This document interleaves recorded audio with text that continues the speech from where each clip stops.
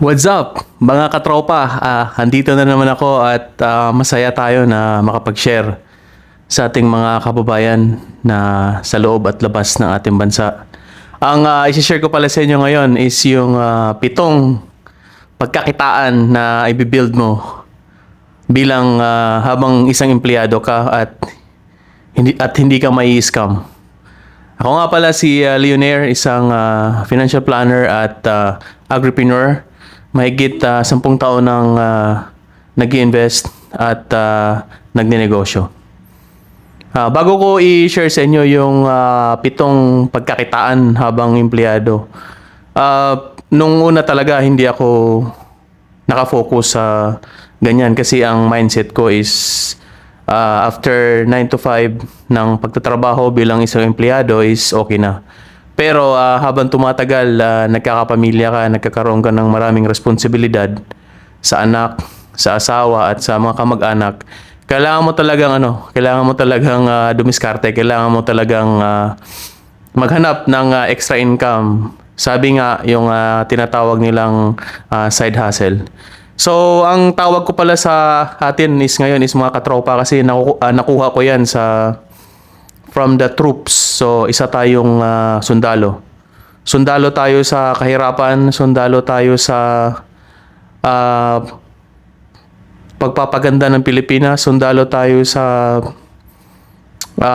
kung paano paunlarin yung bansang Pilipinas. Sundalo tayo sa pag-angat ng bansang Pilipinas. Kaya sa always na nag-share ako, ang tawag ko sa content ko always sa mga nanonood ko is yung tropa kasi isa tayong sundalo na lumalaban sa kahirapan at kung paano natin bilang sundalo iangat yung antas ng pamumuhay sa ating bansa, sa bansang Pilipinas.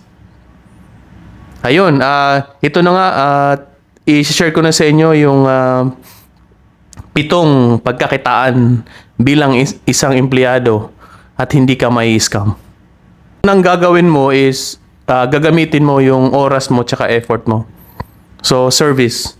Kung sa lugar ninyo bilang isang empleyado after ng out mo sa trabaho, after na mag-off ka, so gamitin mo yung extra time mo. From 6 to 10, meron kang 4 na oras na pwede mong pagkakitaan na gamitin mo yung oras mo. Either ang gagawin mo is mag-extra ka ng linis, ng sasakyan, magbenta ka ng taho, magbenta ka ng ice cream, magbenta ka ng kahit anong pwede mong ibenta. Basta, or kahit anong pwede mong ibenta, kahit sa maliit na puhunan na pwede kang kumita. So gagamitin mo yung oras mo, tsaka effort mo sa oras na yan. So, use your extra time and effort. Isa namang paraan para gamitin yung oras mo at effort is yung pagiging ahente o isang broker. So marami po yan, pwede kang mag-license online. Yan ang kalimitan. Ang pag-ahente is maliit lang yung porsyento niyan, pero pag broker ka, medyo malaki yung kitaan mo. So yun lang yung difference sila. So pagiging ahente at broker, pwede kang maging ahente ng real estate, pwede kang maging ahente ng insurance company, pwede kang maging ahente ng healthcare company, or pwede kang maging ahente ng investment company. So, 4 na industriya yan. At pwede mong gawin yan habang isang empleyado ka. Kasi nga, hindi naman nakakadisturbo yan doon sa oras na habang nagtatrabaho. Kasi gagawin mo yan after ng 9 to 5 job mo sa loob ng kumpanya. Ding paggamit ng oras at effort mo is yung affiliate marketing tsaka yung referral system. So kikita ka rin dyan.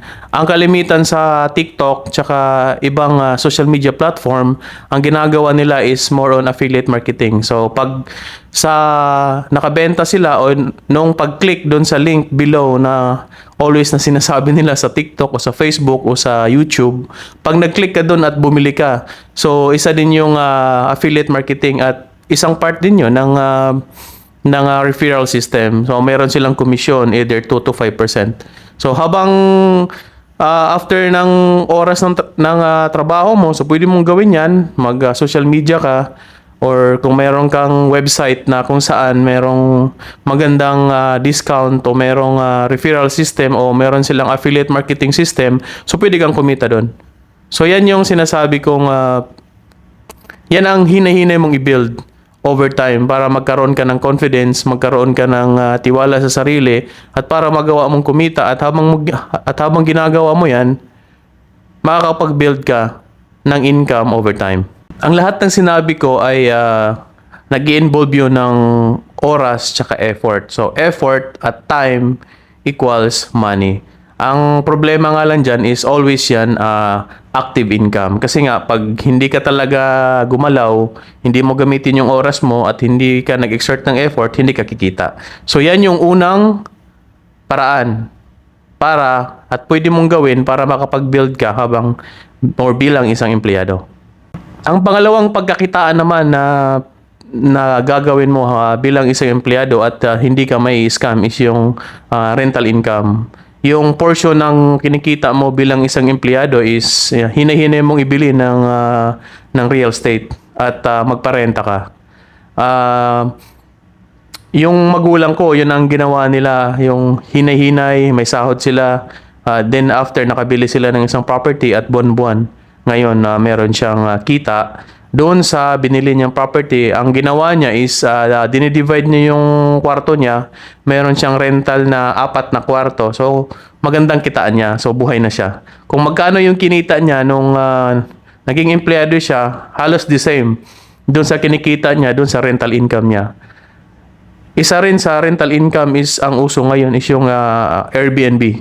So kung meron kang condo unit, ang gawin mo lang is i-post mo yan sa Airbnb at depende sa customers mo kung isang linggo silang magstay, kung 2 araw lang silang magstay o meron silang specific na araw at meron ding price kung magkano yung ipaparent mo sa time frame na yon. Sa rental income is medyo maliit talaga yung kitaan dyan. Ang kita lang sa kapital mo versus dun sa kinikita mo is every year is tumatakbo lang yan ng 6 to 12%. Pag may 12% ka dun sa rental income mo, napakaganda na yan. Kung net income na yan. Pero kalimitan, ang nangyayari sa rental income, pag hindi maayos yung occupancy mo, then malulugi ka talaga kasi habang lumilipas yung panahon, maraming maintenance yan. Maintenance sa kuryente, maintenance sa bahay, maintenance sa tubig pag may nasira. So, ikaw magpapagawa nun. Yun lang yung risk ng properties o rental at hindi lang yan yung sakit ng ulo sa umuupa sa isang property mo. Isang problema pag nagpaparenta ka.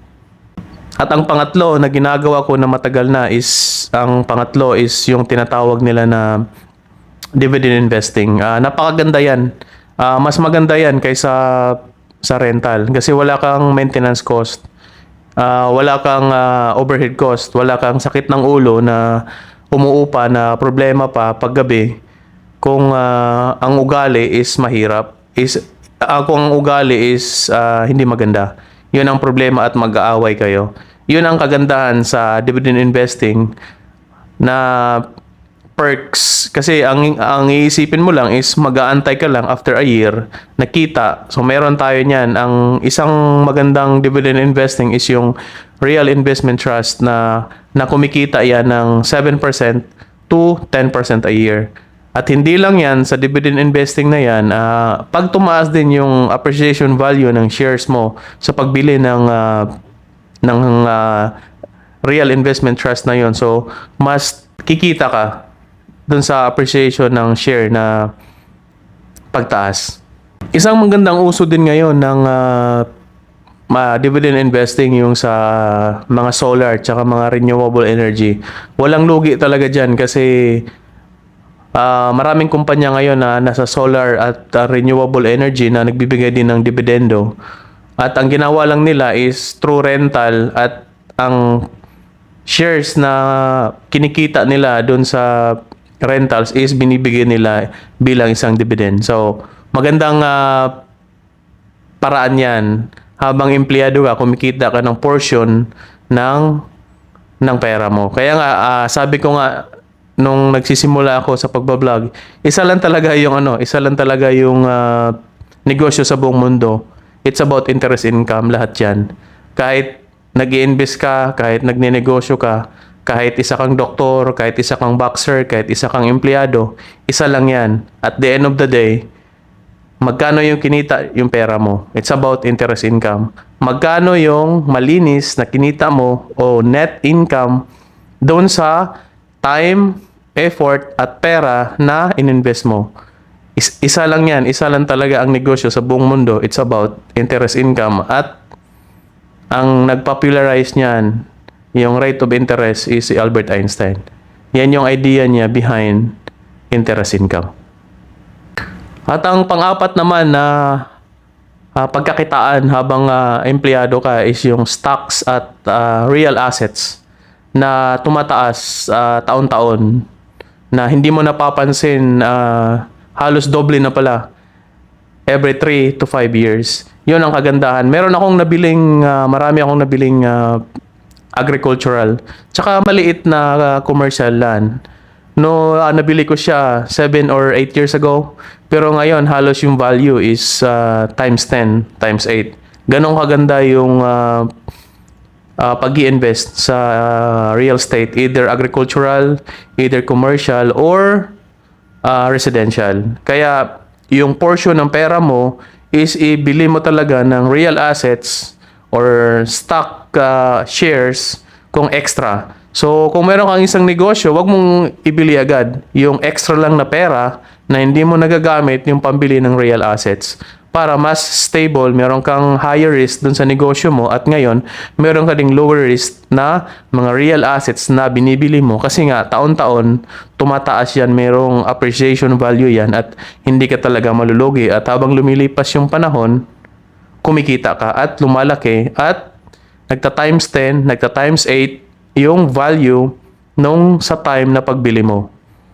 At ang panglima naman is yung life skills tsaka expertise o isang profesyon. Kung ngayon bilang isang empleyado, isa kang teacher, so at the end of the job, so gagawin mo mag-online tutoring ka, mag-online coaching ka, mag-online mentoring ka. Yun ang extra or side hustle na pagkakitaan mo habang empleyado ka. At hindi ka mai-scam kasi sariling oras mo, sariling effort mo, sariling pawis mo, yun ang sure na pagkakitaan habang nagpaplano ka kung anong business ang gagawin mo.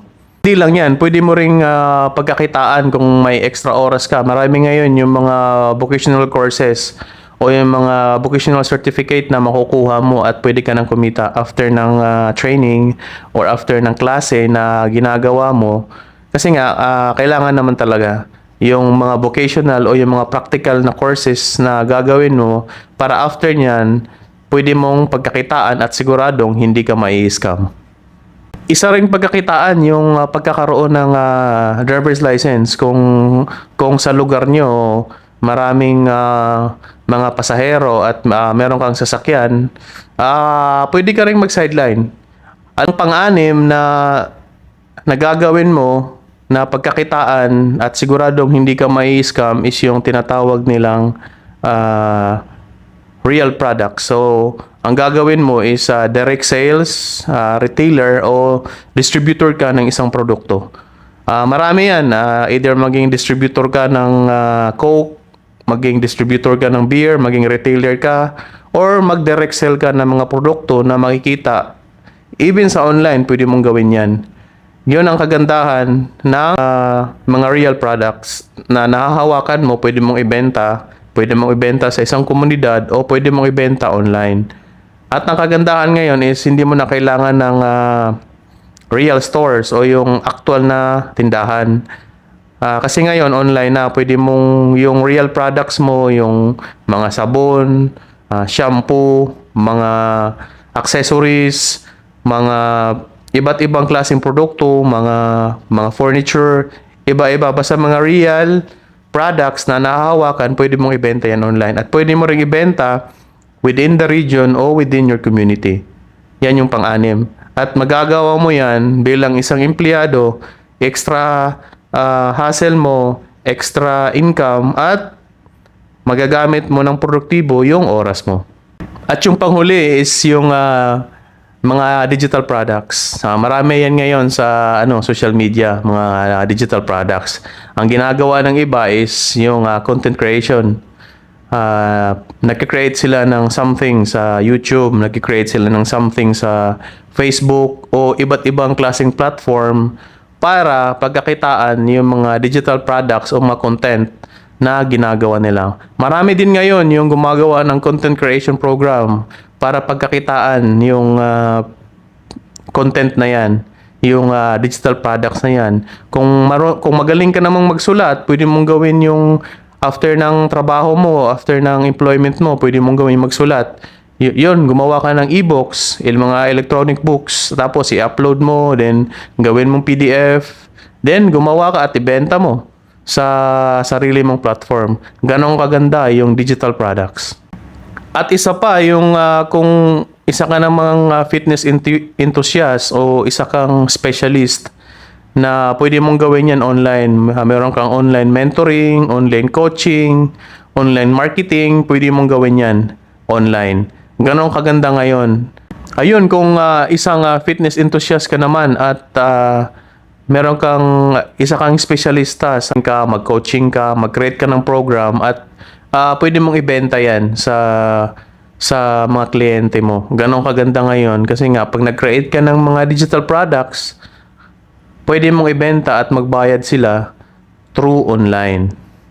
Ayun, sabi ko nga bilang empleyado, kaya mong mag-build ng income habang nasa employment ka at hindi ka may scam kasi sariling oras mo, sariling effort mo at sariling pera mo yung gagamitin mo at ikaw mismo yung mag-manage. Ganun kaganda yung idea na behind ito sa 7 pagkakitaan na pwede mong i-build over time at hindi ka may scam. Hanggang dito na lang mga tropa at ayun nga, ayong sa paniniwala ko na lahat tayo may iba-ibang rason, lahat tayo may iba-ibang paraan, lahat tayo may iba-ibang excuses, lahat tayo may iba't ibang habits sa buhay. Pero ang isa lang ang paniniwala ko na pag tayo may kaalaman, pag tayo merong diskarte at ginagawa natin ng paraan at nag-execute tayo sa ginagawa natin at meron tayong disiplina at consistent tayo sa ginagawa natin, aasenso ka Pinoy. Yun lamang po at mag-ingat po kayo.